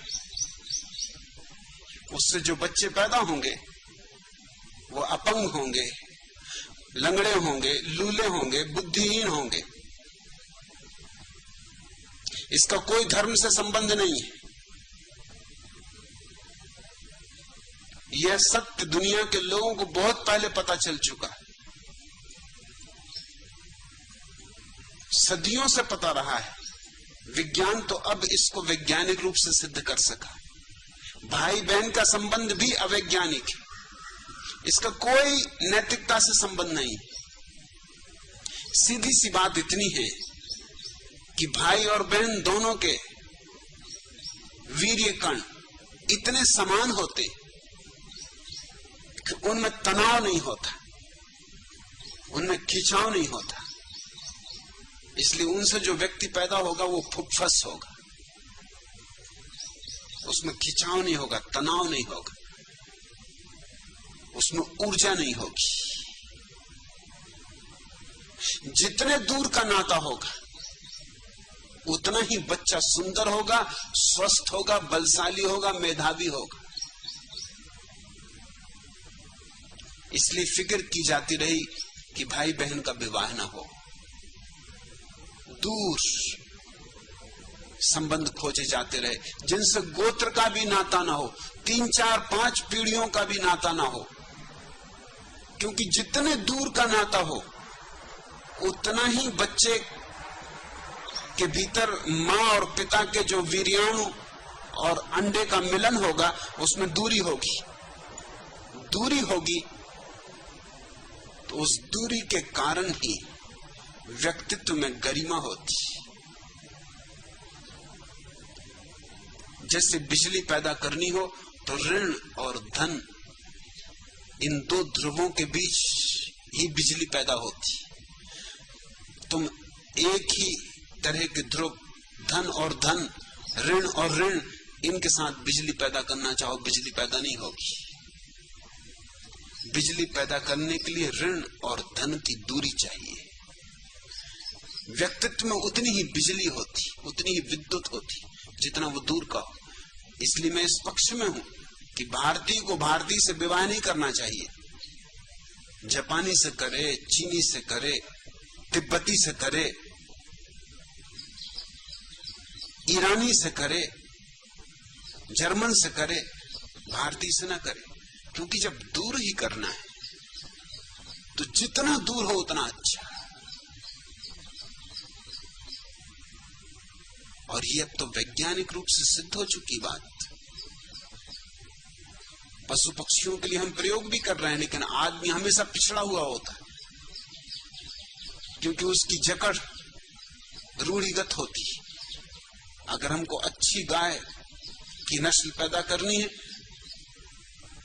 तो हम बाहर से वीर अणु बुलाते। अंग्रेज सांड का वीर अणु बुलाते भारतीय गाय के लिए। और कभी नहीं सोचते कि गौ माता के साथ क्या कर रहे हो तुम।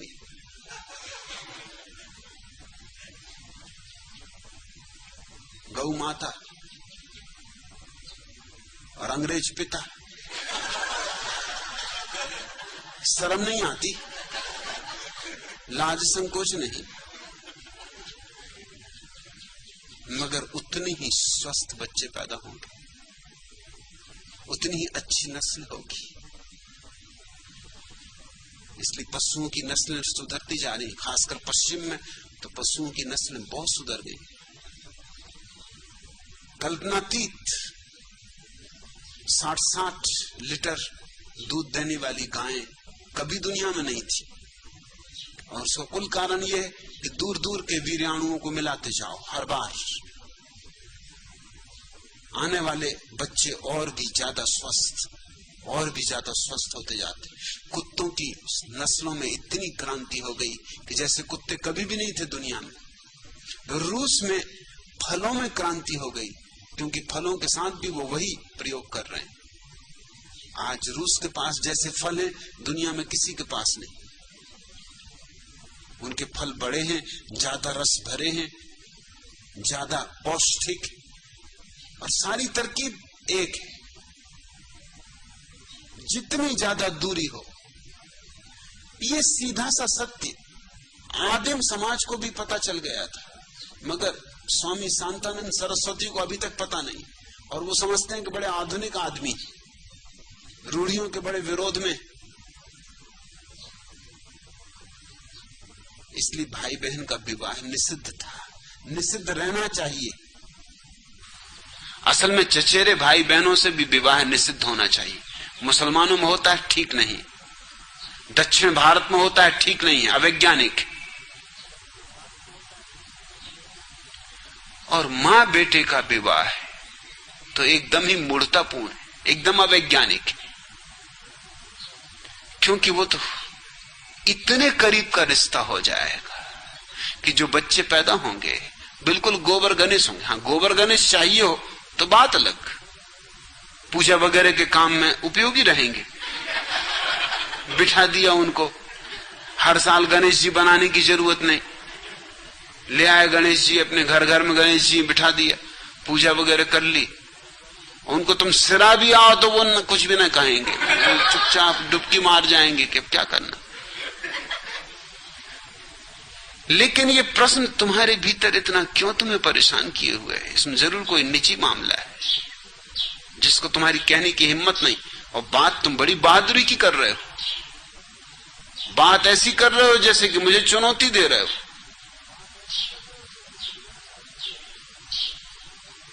इसी प्रश्न को पूछने तुम पुनः आए। बड़े शुद्ध धार्मिक आदमी मालूम पड़ते हो, ऋषि महर्षियों में तुम्हारी गिनती होनी चाहिए। थोड़ा सोचा भी तो होता कि अगर मैं इसका उत्तर नहीं दे रहा हूं, बार बार तुम पूछ रहे हो रोज, तो कुछ कारण होगा। इसलिए नहीं दे रहा था कि तुम बदनाम होगे, तुम्हारी मां बदनाम होगी, तुम बदनाम होगे, तुम्हारी बेटी बदनाम होगी, कुछ ना कुछ मामला गड़बड़। और तुम चाहते हो कि मेरा समर्थन मिल जाए। शायद तुमने इसलिए सन्यास लिया है। तुम्हारा सन्यास झूठा और थोथा है। तुम यहां सन्यास लेने इसलिए आ गए हो, मेरा सन्यास, कि तुमको यह आशा होगी कि मैं तो सब तरह की स्वतंत्रता देता हूं, इसलिए इस बात की भी स्वतंत्रता दे दूंगा। ऐसे कुछ लोग हैं। एक सज्जन आ गए थे, वो इसलिए सन्यास लिए, उनको अपनी बहन से प्रेम। सन्यास लेने के बाद दोनों ने सन्यास ले लिया, फिर कहा कि अब आपको हम कह दें कि ये मेरी बहन है और सब लोग हमारे विरोध में हैं, इसलिए हम आपकी शरण आए, इसलिए हमने सन्यास लिया है। मैंने कहा, इसलिए सन्यास लेने की क्या जरूरत थी? अब ये सन्यास सिर्फ एक आवरण हुआ तुम्हें बचाने का, और तुम जाके प्रचार करना कि मैं तुम्हारे समर्थन में हूं। मेरे दुश्मन मुझे जितना नुकसान पहुंचाते हैं, उससे ज्यादा नुकसान तुम तरह के लोग मुझे पहुंचाते। तुम ही हो असली उपद्रव का कारण। अब उस आदमी की इच्छा यह है कि मैं आशीर्वाद दे दूं कि शादी हो जानी चाहिए बहन भाई की। मैंने कहा, ये तो गलत है। तुम चाहे सन्यास लो चाहे ना लो, मगर ये बात गलत है। और तुमने जिस कारण सन्यास लिया वो तो बिल्कुल ही गलत है। सिर्फ तुम अपने पाप को छिपाना चाहते हो सन्यास की आड़ में। लोग सोचते हैं कि मैं हर तरह की चीज के लिए राजी हो जाऊंगा। इस भूल में मत रहना। जरूर मैं स्वतंत्रता का पक्षपाती हूं। मुक्त यौन से भी लोग गलत अर्थ ले लेते हैं। मुक्त यौन का यह अर्थ नहीं होता जो तुम्हारे मन में बैठा हुआ है। कुछ भारतीय यहां आते हैं सिर्फ इसीलिए कि वो सोचते हैं यहां मुक्त यौन की सुविधा है कि हर किसी स्त्री को पकड़ लो, कोई कुछ नहीं कहेगा। मुक्त यौन, तुम गलती में हो। यहां की सन्यासियां तुम्हारी इस तरह की पिटाई करेंगी कि तुम्हें जिंदगी भर भूलेगी नहीं। ये कोई भारतीय नारियां नहीं है कि घूंघट डाल के और चुपचाप चली जाएंगी कि कौन झगड़ा करे, कौन फसाद करे, कोई क्या कहेगा। ये तुम्हारी अच्छी तरह से पिटाई करेंगी। मुक्त यौन का ये अर्थ नहीं है।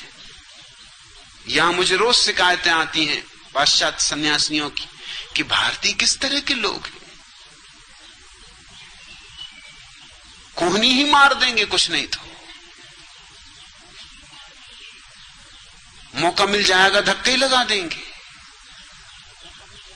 मैं उनसे कहता हूं इन पर दया करो, ये ऋषि मुनियों की संतान। और अभी बेचारे क्या करें, ऋषि मुनि सब अमेरिका चले गए। महर्षि महेश योगी अमेरिका, मुनि चित्रभानु अमेरिका, योगी भजन अमेरिका, सब ऋषि मुनि तो अमेरिका चले गए, संतान यहां छोड़ गए, उल्लू मर गए, औलाद छोड़ गए।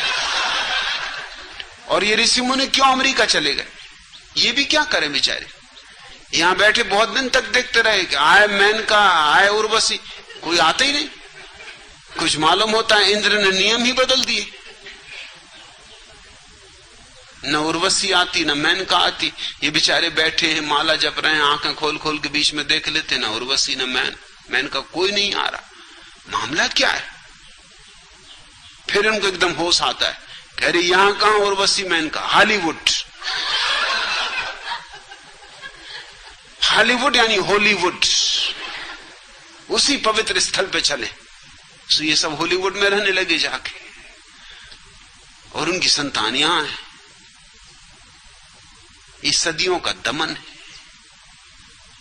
मुक्त यौन से मेरा अर्थ ये नहीं है कि तुम हर किसी स्त्री को धक्का मार दो, कि हर किसी स्त्री का हाथ पकड़ लो, या हर किसी स्त्री को तुम उठा के ले जाने लगो। मुक्त यौन का अर्थ यह है कि जिससे तुम्हारा प्रेम है और जिसका तुमसे प्रेम है, ये बात एक तरफा नहीं है। जिसका तुमसे प्रेम है, जिससे तुम्हारा प्रेम है, ये प्रेम ही निर्णायक होना चाहिए, और बाकी गौण बातें हैं। ये प्रेम ही तुम्हारे मिलन का कारण बनना चाहिए, बाकी और बातें थोथी। मगर प्रेम वगैरह का तो सवाल ही नहीं। प्रेम वगैरह तो तुम भूल ही गए, धक्का मुक्की याद रही। और धक्का मुक्की भी कुछ खास नहीं करके जानते, नहीं तो घूसेबाजी सीखो, मुक्केबाजी सीखो, मोहम्मद अली से लड़ो। अरे मोहम्मद अली सोलो छोड़ो, तुम अगर घूसेबाजी टुनटुन से भी करो तो मात खाओगे, चारों खाने चित्त पड़ोगे। मगर भीड़ भाड़ में किसी स्त्री को धक्का दे देना, कुछ थोड़ी तो समझ बूझ, कुछ थोड़ी तो मानवीय गरिमा का ख्याल करो, कुछ थोड़ी तो अपनी प्रतिष्ठा का भी ख्याल करो। मगर तुम्हारे भीतर ये सब सांप बिच्छू सरक रहे। अब तुम कहते हो कि इसी प्रश्न का जवाब लेने में पूना आया हूं, अगर जवाब मिला तो समझूंगा कि सफल हो गए। जवाब तो मैंने दे दिया, मगर तुम ये मत समझना कि तुम सफल हो गए, क्योंकि जवाब मैंने ऐसा दिया कि अब तुम और मुश्किल में पड़ोगे। तुम आए होगे कि मैं कहूंगा कि हाँ वत्स आशीर्वाद, कि बेटा खुश रहो, जो भी करना हो सो करो, सब ठीक है। इस तरह की मूर्खतापूर्ण बातों को मेरा कोई समर्थन नहीं। मां बेटे के संबंध की बात ही नहीं उठती। ये भी तुम्हारे रुग्ण और दमित वासनाओं के कारण ये उपद्रव खड़े हो जाते। नहीं तो कौन मां बेटे को प्रेम करने की सोचेगी? किस बेटे और के साथ मां यौन संबंध बनाना चाहेगी? या कौन बेटा अपनी मां से यौन संबंध बनाना चाहेगा? या कौन पिता अपनी बेटी से यौन संबंध बनाना चाहेगा? जब सब तरफ द्वार दरवाजे बंद होते और तुम्हारे जीवन में कहीं कोई निकास नहीं रह जाता, तो इस तरह की गलतियां शुरू होती, क्योंकि ये सुविधापूर्ण है। अब बेटी तो असहाय है, बाप के ऊपर निर्भर है, तुम उसे सता सकते हो। दूसरे की बेटी को छेड़खान करोगे तो मुसीबत में पड़ोगे। मुल्ला नसरुद्दीन अपने बेटे को कह रहा था कि क्यों रे फजलू, तुझे शर्म नहीं आती? तुझमें अकल है या नहीं कि दूसरे की मां बहनों को छेड़ता है? फजलू ने कहा कि अकल नहीं। अरे अकल है इसलिए तो दूसरों की मां बहनों को छेड़ता हूं, अकल ना होती तो अपनी मां बहनों को छेड़ता नहीं।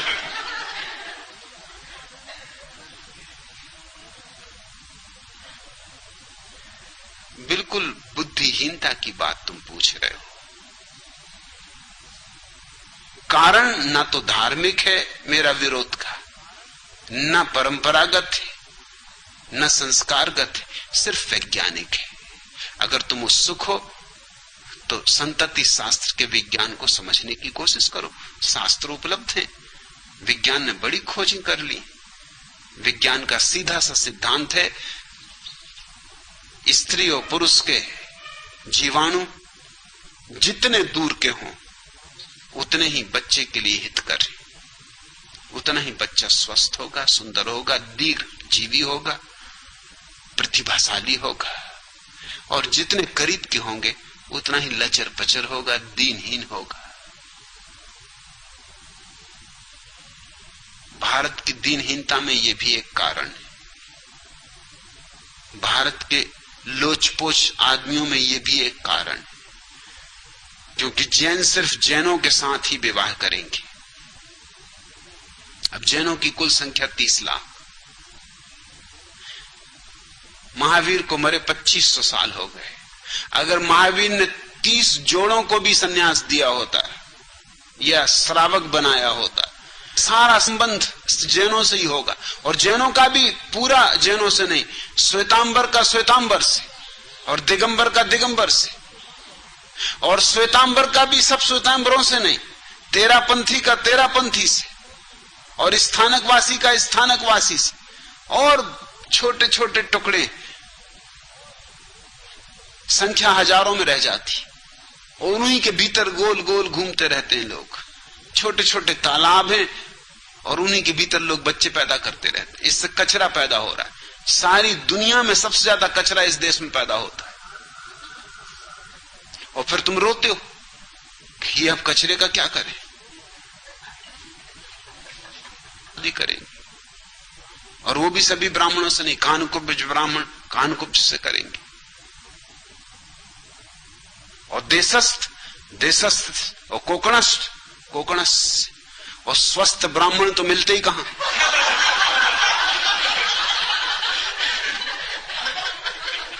वो तो असंभव ही है। कोकणस्थ, देशस्थ, स्वस्थ का पता ही नहीं चलता। मुझे तो अभी तक नहीं मिला कोई स्वस्थ ब्राह्मण। और असल में स्वस्थ हो उसी को ब्राह्मण कहना चाहिए। स्वयं में स्थित हो वही ब्राह्मण। चमार चमार से करेंगे,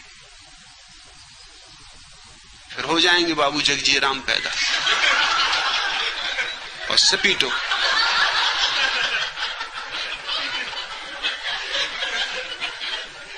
फिर इनके सौंदर्य को निरखो, कविताएं लिखो।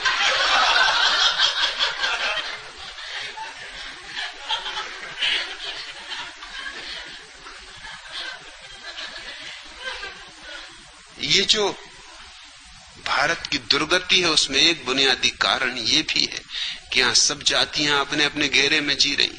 वहीं बच्चे पैदा करना, कचड़ बचड़ वहीं होती रहेगी। थोड़ा बहुत बचाव करेंगे, मगर कितना बचाव करोगे? जिससे भी शादी करोगे 2, 4, 5 पीढ़ी पहले उससे तुम्हारे भाई बहन का संबंध रहा होगा। 2, 4, 5 पीढ़ी ज्यादा बचा सकते हो, इससे ज्यादा नहीं बचा सकते।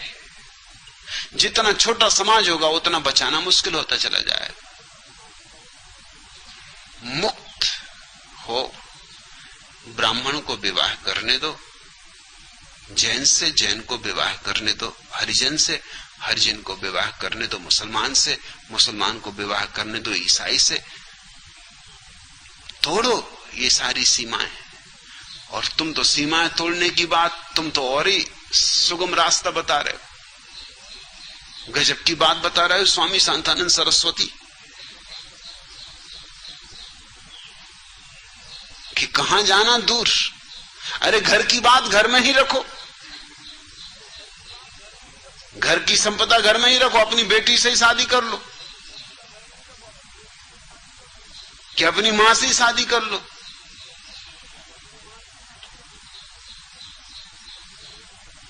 इस मूर्खतापूर्ण प्रश्न को पूछने तुम पुनः आए हो और इसका उत्तर तुम्हें नहीं मिल रहा है तो तुम बड़े बेचैन हुए जा रहे हो। अब दे दिया मैंने उत्तर, अब हो गए तुम सफल, हुआ तुम्हारा जीवन कृतार्थ। अब जाओ भैया,